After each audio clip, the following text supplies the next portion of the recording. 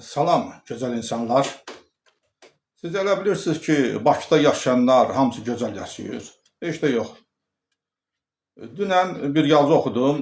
Deməli, Azərbaycan Dövlət Dram Teatrında dramaturq, teatrşünas vəzifəsində işləmiş Çingiz Ələsgərzadə də səhv eləmirəmsə, adında bir nəfər müsahibə verib.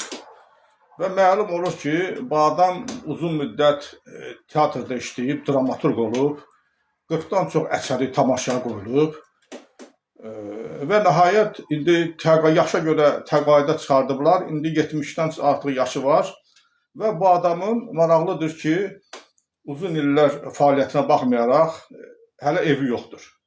Kirələrdə qalır, hətta bunu evdən də çıxardıblar bir neçə dəfə, pul verə bilmədiyinə görə və bu adam belə acınacaqlı vəziyyətdədir. Və bu qeyd edir ki, bəs mənim oğlumun yaşı 30-u keçib, qızımın yaşı 25-ə çatıb, mən bunları yerbəyer eləyə bilmirəm.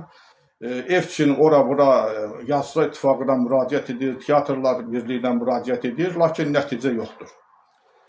Mən onun halına yanmadım, mən onun övladlarının halına yandım. Sən əgər övladı olmasaydı, bunun haqq qazandırmaq olardı ki, bu adam teatrşünas olub, teatra həvəsi olub, sənətə həvəs göstərir, yaradıcılıq meyl eləyib və həyatını buna həsr edib. Onda bunu başa düşmək olardı. Və əgər sən həyatını yaradıcılığa həsr edirsənsə, 2 də övlad dünyaya gətirirsənsə, özün də evin yox, kiralarda qalırsan, bunu sən düşünmürsən, bu sənin övladların gələcəyi nə olacaq? Sən gərək ya vaxtında o yaradıcılığı at edin bir kənara, övladlarının xətrinə, başqa işlə məşğul edin, övladın həyatını təmin etmək üçün.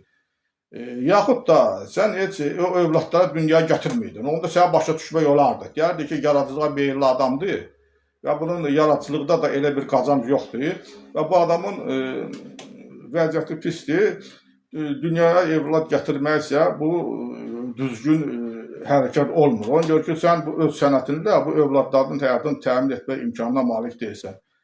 Nə yarıdan doyursan, nə əldən qoyursan. Evlənibsə, gərək sənətə asaydı. Ona görə ki, bu dəqiqə dramaturq dövrüdür, yazıçılıq dövrüdür. Yazıçılar, dramaturqlar hamısı maddi cəhətdən sıxıntı içində yaşayırlar. Bilsin, bunun yaradıcılıq imkanları da elə böyük olmuyor da. Elə bilib ki, bu Şekspirdən zaxdan olacaq. İndi dramaturqluq dövrü deyil, indi yazıçılıq dövrü deyil. İndi tək adamlar olur ki, bu sahədə uğur qazanır, qazanc əldə edə bilirlər. Nəysə, indi Bakıda yaşayanlar heç də hamısı yaxşı yaşamırlar. Biz elə rayonda yaşayanlar elə bilirlər ki, hamı Bakıya gedir, gözəl həyat sürür. Yox, heç də belə deyil.